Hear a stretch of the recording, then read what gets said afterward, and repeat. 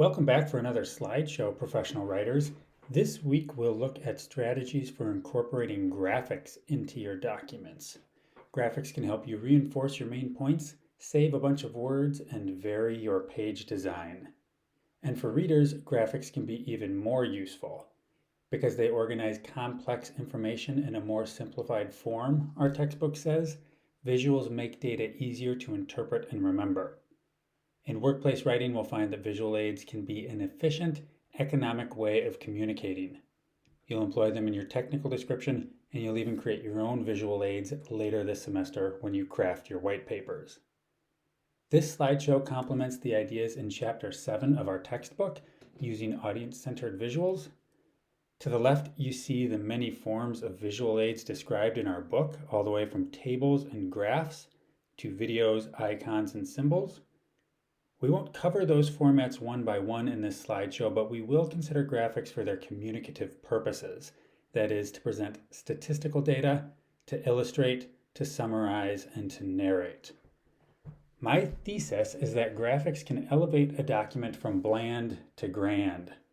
I believe readers today can feel disheartened when they face a page or screen with big, long chunks of nothing but text.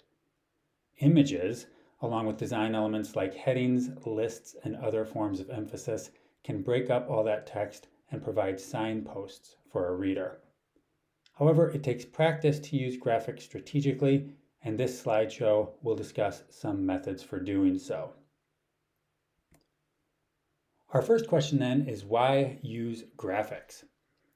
Well, if you're only using graphics to fill space, you're using them for the wrong reason. Instead, we should think in terms of what graphics achieve. First, they allow us to represent complex ideas by means other than prose. Prose, of course, refers to standard text, sentences, and paragraphs. And when I say graphics allow us to show ideas spatially and visually, I'm suggesting that some ideas simply benefit with visual rendering. For example, the progression of statistics over time naturally lend themselves to a line graph. Or if you want to show how segments of a population overlap, a Venn diagram is appropriate. Graphics also save us from using too many words. Images help us reduce the amount of text in a document. You might have a dozen data points that would require a couple paragraphs to explain, but by placing those data points in a bar chart or a line graph, you save words and present the information in a much more accessible way. And when you assist your readers like that, it shows that you've invested care and effort into crafting your document. When done well, images can build your ethos or your credibility and authority by showing that you've worked to aid your readers' comprehension. In turn, readers will comply more readily and trust what you say. And finally, graphics can vary your page design, which can prevent your readers from feeling lost in dense thickets of prose. Not all images are created equal, though, and here we should distinguish between functional images and decorative images. What's the difference? A functional image supports the rest of the document. It communicates information. It has a purpose. By contrast, a decorative image adds color or variety, but it has no other rhetorical benefit. We want to avoid decorative images, which are synonymous with filler or clutter. As our textbook says on page 106, visuals should be used to enhance your document, not just to decorate it. In other words, your images should support your ideas and add value to your document. Here are several guidelines for well-used graphics, which come from Richard Johnson Sheehan's Technical Communication Today. First, a graphic should tell a simple story. Your image should be concise, just like prose should be concise. Your readers should be able to figure out what the graphic says or illustrates with a quick glance. They shouldn't need to study it. Take this example of obesity rates by country. Within seconds, you can see how the United States separates itself from the other countries in the graph. That's because of the darkness of the line and the spatial separation among it and the other lines. Next, graphics should reinforce the written text, not replace or repeat it. Your written text and visuals should work together. One way of achieving this is to refer to your images within your body text, like by saying, as shown in figure 2, or the figure to the left demonstrates. The written text should nudge the reader toward the graphic and provide context, but it should also avoid saying the exact same thing the text already says. After that, a graphic should be ethical in its design and presentation. Especially in graphs, charts, and tables, we need to be cautious not to distort information. Doing so can detract from your ethos. Take this example, which shows two ways of formatting the growth of computer sales. The top graph is misleading because the y-axis begins at 10,000 sales. Thus, even though sales increased by only 2,000 from 2008 to 2009, they appear to have tripled. The graph inappropriately suggests that sales are booming, when in fact they're modestly improving. Finally, graphics should be labeled and placed near the relevant area of body text. This is a matter of grouping, one of those design principles we've discussed in previous slideshows. Proximity will make that image more usable and relevant. Next, a few common errors. Often students will make an image too large on the page. In that case, maybe it's being used strictly to occupy space, or it might be so large that it draws attention away from the accompanying text. Also, sometimes when a low-res internet image gets stretched too large, it becomes pixelated. We should wrap text around the images, thus creating a river of text that the reader can follow from the top left of a page down to the bottom right. Sometimes, too, we might accidentally stretch, condense, or warp an image when we're trying to fit it into a certain spot. When you're resizing an image, you should constrain the proportions to prevent this. You might also consider cropping the image so that it frames your subject better. You can play around under the Shape Format tab in Microsoft Word to use these features. And finally, as we saw in last week's slideshow, we should avoid having images run the entire width of the page from the left margin to the right margin, which also disrupts that river of text. We have 4 categories for which we might use graphics: statistics, illustration, summary, and narrative. The first of these is statistics, or numerical data. Statistics by nature can be cumbersome in prose. They take up a lot of space and yield long and winding sentences. Readers struggle to comprehend numbers when they're presented strictly in writing. Think of how we often read passages trying to parse the relationships among data sets. As writers, we can ease our readers' comprehension by formatting those numbers into a visual aid, whether that be a graph, chart, or table. Take, for instance, this line graph from the New York Times, which illustrates the average ticket sales per game across 19 Major League Baseball seasons. The average sales range between 27,500 and 32,500 per game, although the numbers fluctuate. The y-axis, or the vertical range, shows us the average number of sales, while the x-axis, or the horizontal range, increases annually. This graph indicates that the median is about 30,000 sales per game, although the yearly average dipped around 2003 and spiked around 2007. To describe this data verbally would take a lot of words, especially if you were attempting to provide all the data points. This line graph was part of a larger story in the New York Times, which extrapolated and interpolated the attendance trends. Next, we see a table from the website 538 that measures the value over replacement for quarterback Tom Brady. The term value over replacement is a specialized metric used to indicate a player's value compared to an average player at their position. This table has 2 columns, one for all games and one for playoff games, both of which list Tom Brady in the top row. The conclusion is that Brady has provided the most historical value at his position. The talking heads on sports radio want to spend all morning debating who's the greatest of all time, and this table uses a specialized metric to conclude that debate. Tables are useful in organizing number sets so readers can scan them quickly. You could also imagine this data presented in a bar graph in which Tom Brady's bar would be higher than those of his peer quarterbacks. Finally, we have this map that illustrates the rising temperatures by region of Alaska. We could present these numbers in a bar graph as well, but seeing them plotted on the map helps us understand more quickly the relationships among regions. The color coordination further illustrates how the rising temperatures follow a geographical pattern. This image comes from the university's International Arctic Research Center, which does a wonderful job presenting research so it can be understood by non-experts. With your technical descriptions, you should be cautious if you're incorporating a statistical graphic from elsewhere. Often when students paste in a chart, graph, or table out of context, it might not make complete sense. It might be too detailed, too complex, or outdated. For that reason, your statistical graphic will be more meaningful if you create it yourself, as you will later this semester as part of the white paper assignment. Our next category of graphics is illustrations.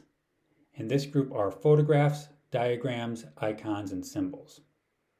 For instance, this photograph of 5 lonesome fans in the stands at a baseball game is meant to complement the story with the line graph on the previous slide. It comes from the New York Times story about decreasing attendance at Major League Baseball games. Look at all those empty seats. It's one thing to say that fewer fans are attending games, but another thing entirely to show it. This photograph proves a point. An image like this might be less useful in a workplace report, but it's especially valuable in journalism, which places an emphasis on balancing text and images. Next is an illustration of warming impacts on ground layers with an emphasis on decreasing permafrost. This image shows a process, how increasing surface temperatures speed the decay of organic matter, in turn leading to more CO2 in the atmosphere and driving the surface temperatures higher. We've noted previously that technical descriptions might cover a process, and this graphic very concisely shows the process of permafrost retreat. It's a simple image, easy to follow. There's no visual clutter, and the arrows indicate a cycle without explicitly using that word.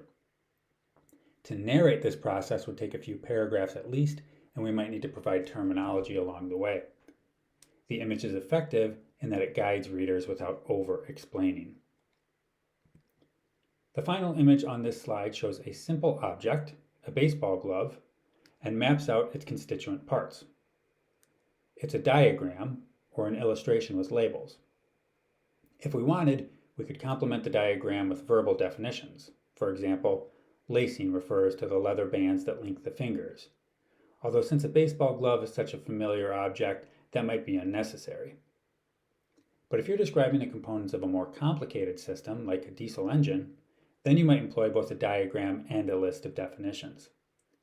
This diagram of a baseball glove is especially effective because it's rendered in such simple, monochromatic style. Again, there's no visual clutter, and the glove is easily recognizable. In certain cases, an image can summarize a complex topic all by itself. This graphic from Reason magazine demonstrates the power of 5G wireless networks. What is 5G? It's the fire hydrant that spews out data, or the jet that contrasts with the horse and buggy of 3G networks. This image uses visual metaphors to illustrate how 5G offers both a zippier latency and an increased bit rate, concepts that otherwise risk being prohibitively technical. It contains so much information that it makes even me feel like an expert on the subject, which is saying something. In its original context, this image was used to provide exposition or background information for a larger article about the policies behind implementing 5G systems. Rather than spend 1,000 words explaining the difference among 3G, 4G, and 5G networks, as well as the key terms, latency, and bitrate, the writers and graphic designers summarize the concepts with this image. It's a very successful image in its design, its concept, and its informational content. Yet I wouldn't suggest pasting in an image like this to your technical descriptions, just because it's so busy. And it's almost too complete, like by using it you would hardly need to add any more information. If you're creating a technical description on 5G networks, I might suggest that you paraphrase these details, put them in your own words, rather than reproduce this full image. Finally, we might use graphics as a method of providing a narrative or a story over time. This first image is essentially a flowchart or a series of items that follow a chronological or causal chain. It details a network of corruption among sneaker companies, coaches, and financial advisors that was uncovered in fall 2017. These events led, among other things, to Rick Pitino being ousted as head basketball coach at the University of Louisville. We begin in the top left and follow the arrows downward. The chain of events begins and ends with Adidas, who funneled high school athletes to programs in which Adidas had a financial stake. In the right column, advisors initiated payments that eventually led to athletes retaining the services of those same advisors. The red text in both columns links that first phrase with the final phrase, indicating the cyclical nature of the scheme. Although the full story is more complicated than this flowchart demonstrates, the image presents the chain of events in a manner that can be easily skimmed and quickly understood. This next image is similar in approach in that it's meant to summarize events over time. In this case, the dates of those events are made specific and it follows the format of what we call a timeline. This graphic comes from the beginning of a newsletter produced by IARC, which is intended to summarize a research project near Kotzebue. The opening paragraph states the purpose of the newsletter, and the timeline details the progress of the research project. Once again, we can imagine how much space this might take up if we were to write it all out in sentences and paragraphs. We would say first, next, then, after that, later, finally. If we were to narrate those 12 events, it could get rather tedious. The timeline approach compresses that information into a simple horizontal narrative. Like the flow chart in the top right, the timeline is meant to clarify a complex and complicated ordering of events. In conclusion, we saw in this slideshow how graphics can tell a story and reinforce written text. The images here were professionally designed, very clean and orderly. Each one was chosen specifically for the shape of its data and the information needs of its readers. Although we took them out of context, without viewing the full stories around them, we can imagine how they complemented the full document and how they added to the overall delivery of information. They sought to present ideas in a manner that could be easily comprehended. You might not feel comfortable yet creating your own images. With the technical descriptions assignment, at least you might be more likely to paste in an image that you've located online, citing that image, of course, in a caption. In that case, I have 4 suggestions for how you can use images effectively in your own documents. First, choose them early in the composition process. Then you can write content that relates to your graphics rather than trying to shoehorn an image into content you've already written. Your images and text will be more likely to work together because you'll be writing your ideas around the image. Second, you should create your own graphics when possible. Then they'll fit more naturally into your document structure and match your own personal tone and style. For instance, I noted how you wouldn't want all that information from the 5G illustration, but you might choose to format some of the statistics into a bar graph of your own making.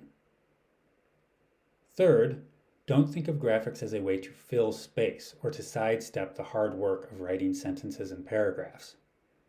Graphics take just as much work to get right, and they're distracting when they're too large or irrelevant. As I say, you have better options for stretching your document, namely headings, white space, and more detail in the body text. Finally, you can vary your page design by methods other than graphics: headings, bold vocabulary words, bullet point and numbered lists, pull quotes, and text boxes.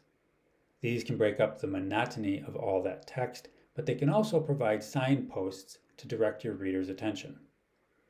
Our book discusses all these elements in Chapter 8, and they're essential to creating a cohesive, navigable document. That wraps up our discussion on graphics, but I have one more slide that might be useful as you're writing your technical description. I noted on the assignment sheet that you don't need to cite your sources according to MLA or APA or another academic citation system. We really only use those styles here in the university and in formal research scenarios. Although we'll employ them later during our white paper unit, for now you might adopt a less formal citation style. Yet it's still very important that you indicate your sources. Doing so lends you credibility as a researcher, and it gives credit to the original writer. To show our sources for this assignment, we might employ what I call the journalistic style, a method for naming sources that's neither disruptive nor distracting. Take a look at this excerpt. Where is the citation, or the source of data, credited?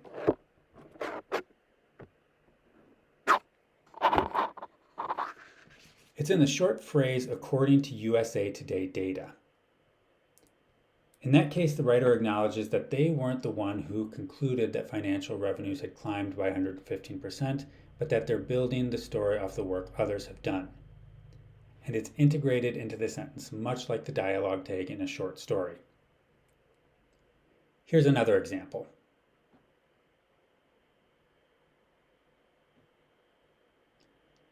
There's nothing tricky about these sentence constructions. They flow. You have the statement, which could be its own grammatical sentence, then the attribution according to X. Here's one more example. I count 3 informal citations in this passage. Can you locate them?